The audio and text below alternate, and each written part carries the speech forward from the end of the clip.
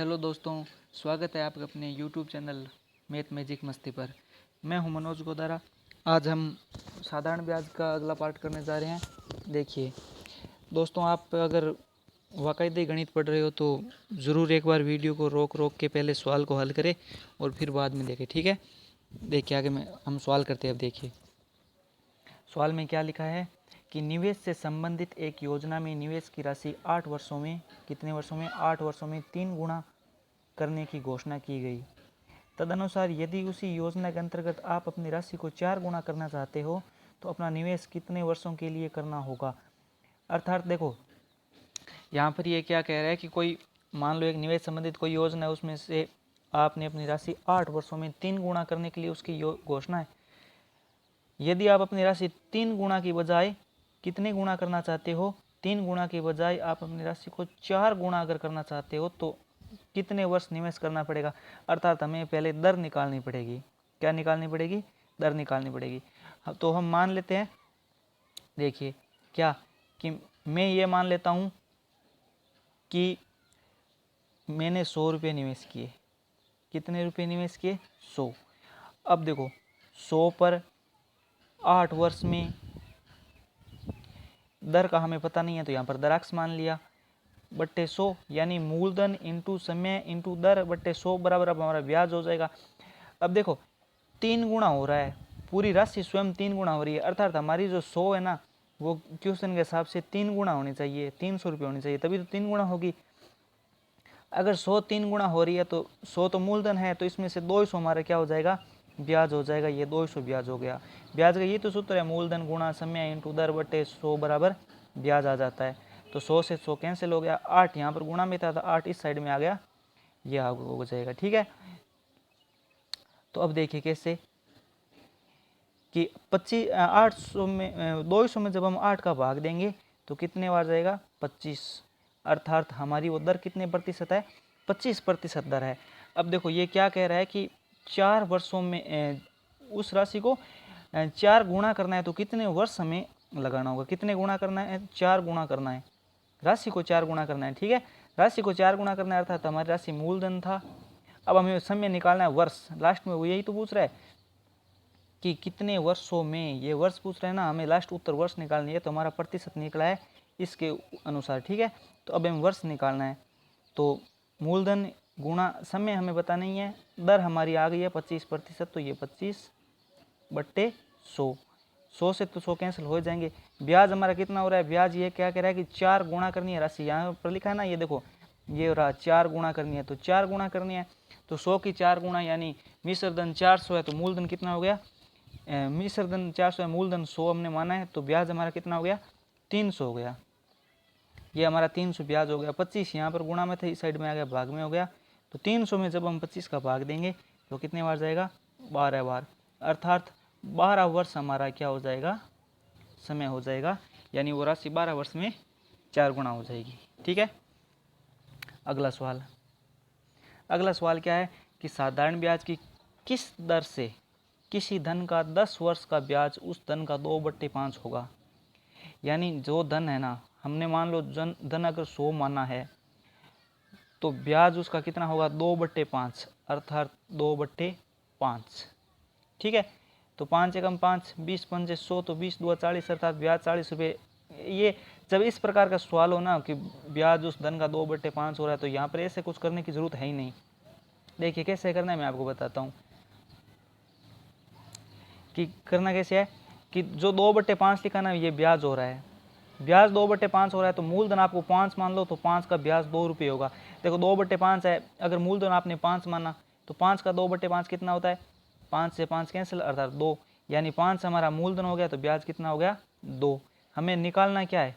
लिखा हुआ ना किस दर से, अर्थात हमें क्या निकालनी है? दर निकालनी है। तो हमारा मूलधन हो गया, अक्स नहीं, मूलधन हो गया 5 रुपये हमने मान लिया, और जब हम मूलधन 5 माने तो हमारा ब्याज हो जाएगा 2 रुपये, और समय हो गया 10 वर्ष, ये हो गया समय 10 वर्ष, सॉरी समय हो गया 10 वर्ष, और दर हमारी एक्स हो गई बट्टे 100 बराबर ब्याज हमारा कितना रुपये हो गया?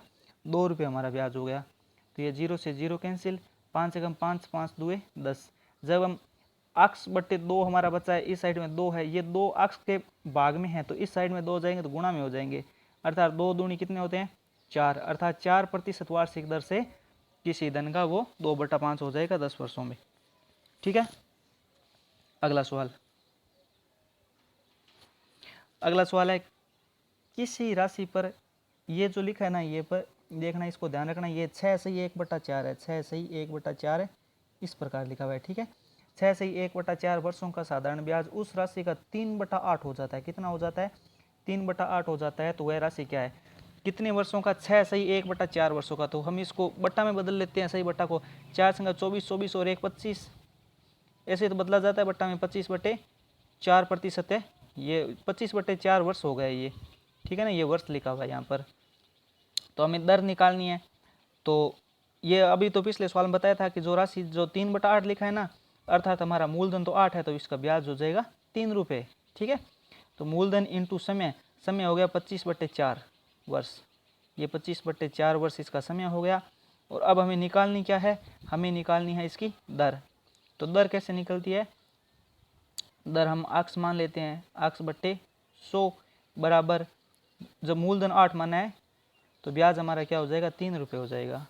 25 एकम 25, 25 चौके 100, 4 एकम 4, 4 दूनी 8, इस 2 को इस 4 से काटेंगे तो 2 आ जाएगा। अब ये 2 जो नीचे बचा है उसको इस साइड में ले जाएंगे, गुणा में हो जाएगा, इसको यहाँ पर गुणा करेंगे तो 2 3 कितने हो जाएंगे 6% हमारे क्या हो जाएगा दर हो जाएगी। ठीक है, अगला सवाल। अगला सवाल है कि जॉन ने एक धनराशि को 10% वार्षिक साधारण ब्याज की दर पर निवेश की है। कितने दर पर निवेश की है 10% पर। 4 वर्षों बाद वह राशि ब्याज सहित 770 रुपये हो जाती है। यानी इतनी देर तो हमें ब्याज मिल रहा था, इस बार हमें ब्याज नहीं, इस बार हमें मिश्र धन दिया गया है। तो हम मान लेते हैं कि मूलधन हम x रुपये मान लेते हैं। क्या माना है, ये x रुपये मूलधन माना है। तो मिश्र धन हमारा 770 रुपये, तो ब्याज क्या हो जाएगा, ब्याज यानी मिश्र धन जो है उसमें से मूलधन घटाएंगे, यही तो ब्याज है, यानी 770 माइनस x, यही तो हमारा ब्याज होगा। ठीक है, तो देखो आगे हमें क्या करने हैं, ब्याज हो गया हमारा 770 माइनस x रुपये। अब देखो सवाल क्या है कि मूलधन कितना है, मूलधन हमने x माना है, तो मूलधन इंटू समय, समय हो गया 4 वर्ष और दर हो गई 10%, मूलधन इंटू समय इंटू दर बट्टे 100 बराबर ब्याज हमारा हो गया 770 माइनस x रुपये, ये हमारा क्या हो गया ब्याज हो गया। आगे देखो 0 से 0 कैंसिल, 2 से 2 और 2 से 5 बार कट गया। अब यहाँ हमारा हो गया 2x/5, 2x/5 बराबर 770 माइनस x। ठीक है, तो अब आगे देखो, जब हम 5 को इस साइड में लाएंगे, यहाँ पर गुणा में था, भाग में था, इस साइड में हो जाएगा गुणा में हो जाएगा, अर्थात 2x बराबर 770 से भी 5 को गुणा होगा और माइनस से x को भी गुणा होगा, ये 5x हो जाएगा। जब ये 5x माइनस का है बराबर के इस साइड में जाएगा 2 के साथ में, तो ये माइनस का इस साइड में प्लस का हो जाएगा, तो 5 और 2 कितने हो गए 7x हो गए, अर्थात 5x प्लस 2x बराबर कितने हो गए 7x। तो ये 770 गुणा 5, अब 5x और 2x दोनों मिलकर 7x हो गए, 7x बराबर 770 इंटू 5 हो गया। तो हमें वैल्यू किसकी ज्ञात करनी है, x की ज्ञात करनी है। तो ये 7 गुणा में था, इस साइड में आ जाएगा, भाग में हो जाएगा, ये भाग में हो गया। तो 7 एकम 7, 7 एकम 7 110, 110 को जब हम 5 से गुणा करेंगे तो कितना हो जाएगा, हमारा हो जाएगा 550 रुपये, अर्थात हमारा मूलधन क्या हो गया 550 रुपये। अब मैं इस आपको इस सवाल की एक और अन्य विधि बता रहा हूँ, देखो ध्यान से देखो क्या विधि है, गौर से देखो, एक बार थोड़ा साफ कर देता हूँ।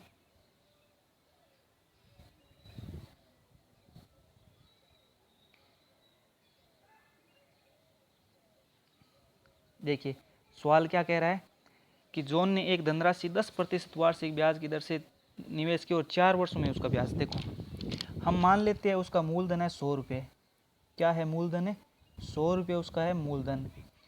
तो अब 10% का 4 वर्ष में ब्याज कितना हो गया, अब 10% है और 4 वर्ष का ब्याज कितना हो गया उसका 40 रुपये ब्याज हो गया। मूलधन था 100 रुपये और 40 रुपये उसका ब्याज हो गया। हमारे अनुसार हमेशा मान रहे हैं जब मिश्र धन कितना हो गया 140 रुपये, मिश्र धन 140 हो गया। ये किसके अनुसार हुआ, ये हमारे अनुसार हुआ है। लेकिन सवाल क्या कह रहा है, मिश्र धन 770 रुपये है। कितना रुपये है 770, यानी 140 की वैल्यू सवाल के अनुसार 770 रुपये है। ठीक है, तो एक की वैल्यू अगर ज्ञात करनी हो तो 770 बट्टे 140 हो जाएगा। हमें वैल्यू एक की थोड़ी ज्ञात करनी है, हमें वैल्यू क्या ज्ञात करनी है, ये पूछ रहा है कि वह राशि कितनी है। हमने राशि 100 रुपये मानी है, तो हमें वैल्यू भी किसकी ज्ञात करनी है, 100 की ज्ञात करनी है। तो इसको हम 100 से गुणा कर देते हैं। यहाँ 0 से 0 कैंसिल, 7 दूए 14, 7 हम 11, 2 एकम 2, 50 दूए 100। जब हम 50 को 11 से गुणा करेंगे तो हमारा हो जाएगा 550 रुपये। ठीक है, अगला सवाल है कि कौन सी राशि 3 वर्ष में 1% प्रति महीने के साधारण ब्याज पर 1904 रुपये हो जाएगी। देखो पिछले सवाल की तरह ही हम कर लेते हैं। बस ध्यान इतना रखना है कि यहाँ पर क्या लिखा है, 1% प्रति महीना लिखा है। क्या लिखा है, 1% प्रति महीना। अगर महीने का 1% है तो साल में 12 महीना होता है, अर्थात ये दर 12% है। इस बात को ध्यान रखना है थोड़ा सा, क्योंकि सवाल में थोड़ा सा मिसगाइड करने के लिए लिख दिया और कुछ नहीं है। ठीक है, तो 12% है। अब 3 वर्ष में तो ये कितना ब्याज हो जाएगा, 36% हो जाएगा। और मूलधन अगर हम 100 माने तो 100 का 36% 36 होता है, अर्थात मिश्र धन 136 रुपये हो जाता है हमारे अनुसार। लेकिन सवाल के अनुसार मिश्र धन कितना है, 1904 रुपये है। तो 136 की वैल्यू अगर 1904 रुपये है तो हमें वैल्यू किसकी ज्ञात करनी है, 100 की वैल्यू ज्ञात करनी है। तो 1904 बट्टे 136 इंटू 100, 17 से कट रहा है 136 8 बार, और ये भी 17 से कट रहा है, 17 एकम 17, 2 17, फिर 3 34, 17 34, 112 बार। ठीक है, अब 112 में 8 का भाग देने पर कितने बार जाएगा, 14 बार चला जाएगा। अब 14 को जब हम 100 से गुणा करेंगे तो कितना हो जाएगा, 1400 हो जाएगा, अर्थात हमारा मूलधन क्या हो गया, 1400 उत्तर हो गया। ठीक है, अगला सवाल, यदि किसी धनराशि पर 5% वार्षिक दर से 4 वर्ष तथा 3 वर्ष के साधारण ब्याज का अंतर 42 रुपये है। देखो 4 वर्ष और 3 वर्ष का अंतर 42 रुपये, अर्थात 1 साल का ब्याज है ये 42 रुपये। बस इस बात का ध्यान रखना है, ये 4 और 3 बस सवाल को थोड़ा टेढ़ा करने के लिए लिख दिया। ठीक है, 5% है तो ज्ञात क्या करना है, मूलधन ज्ञात करना है, यानी मूलधन x इंटू समय हमें 1 वर्ष मानना है, और दर 5% है बट्टे 100 बराबर 1 वर्ष का ब्याज है ना 42 रुपये, तो ये 42 हो गया। ठीक है, आगे देखो कैसे कि 5 एकम 5, 20 पंजे 100, 20 जब यहाँ पर भाग में यहाँ पर हो जाएगी गुणा में, तो 42 को जब हम 20 से गुणा करेंगे तो 2 दूनी 4, 2 चौका 8, 840 रुपये हो जाएगा हमारा मूलधन। ठीक है, अगला सवाल क्या कह रहा है कि साधारण ब्याज की किस वार्षिक दर से कोई धनराशि 4 वर्ष में स्वयं के 7/4 के बराबर हो जाएगी। देखो वो धनराशि हो रही है स्वयं के 7/4 के बराबर, यानी जब 4 रुपया था वो मिश्र धन बनकर 7 रुपये हो जा रहा है। ये 4 रुपये हमारा मूलधन है, ये मिश्र धन है, ये ब्याज नहीं है। 7 रुपये लिखा हुआ है ना, वह धनराशि स्वयं धनराशि है, वो स्वयं के 7/4 के बराबर हो रही है, वो ब्याज नहीं हो रहा है। ठीक है, तो जब मिश्र धन 7 रुपये हो रहा है तो 3 रुपये हमारा ब्याज माना जाएगा। ठीक है, मूलधन 4 है, मिश्र धन 7 है, तो 7 में से 4 घटाया 3 रुपये हमारा यहाँ पर ब्याज हो रहा है। अब हम ज्ञात क्या करना है, टाइम दिया हुआ है 4 वर्ष, और साधारण ब्याज की दर ज्ञात करनी है, किस साधारण ब्याज की वार्षिक दर से कोई धनराशि। ठीक है, तो देखो कैसे कि मूलधन 4 गुणा समय दे रखा है, कितना दे रखा है, 4 वर्ष दे रखा है, यहाँ पर समय 4 वर्ष है, तो 4 इंटू दर x बटे 100 बराबर ब्याज कितना है, 3 रुपये अभी हमने निकाला है। ठीक है, तो हमें ज्ञात क्या करना है, x की वैल्यू ज्ञात करनी है, तो x बराबर 3, ये 100 भाग में है तो यहाँ पर गुणा में हो जाएंगे, और जो 4 और 4 दोनों से गुणा में थे इस साइड में भाग में हो जाएंगे। ठीक है, तो 4 एकम 4, 25 चौके 100, 25 दिए 75, 75 में जब हम 4 का भाग देंगे तो 4 एकम 4, 3 35, 8 चौक 32, 3/4, यानी 18 सही 3/4% हमारा क्या हो जाएगा, उत्तर हो जाएगा। ठीक है, अगला सवाल क्या है कि किसी साहूकार को पता चलता है कि वार्षिक साधारण ब्याज की दर 8% से 7.75% रह जाने से उसकी वार्षिक आय में 61.25 रुपये की कमी आ जाती है। यानी एक साहूकार ने 8 रुपये पहले तो ब्याज दर दे रखे थे कोई पैसे, ठीक है, लेकिन फिर वो कमी हो जाकर 7.75% ही रह जाता है। कितना रह जाता है? 7.75%। तो फिर उसकी वार्षिक आय है वो 61.25 रुपये कम हो जाती है। देखो यहाँ पर ब्याज कितना कम हो रहा है? 0.25% कम हो रहा है। अब 0.25 की वैल्यू हम ऐसा भी लिख सकते हैं 1/4% उसका ब्याज कम हो रहा है। कितना कम हो रहा है? 1/4%। और तो 1/4 मूलधन x रुपये हो गया और समय तो 1 साल था ही, बट्टे 100 बराबर उसका ब्याज है 61.50 रुपये, ठीक है। तो ये 4 और 100 दोनों नीचे भाग में है तो इस साइड में ले जाकर गुणा करना है। तो 61.50 को जब हम 100 से इस साइड में ले जाकर गुणा करेंगे यहाँ से, तो पॉइंट हट जाएगा क्योंकि यहाँ पर 2 जीरो है और यहाँ पर भी 2 संख्या बाद में है, तो ये पॉइंट हट जाएगा, तो ये हो जाएगा 6150। अब 6150 को यहाँ 4 से फिर गुणा करना है, तो हम 4 से गुणा कर लेते हैं 6150 को।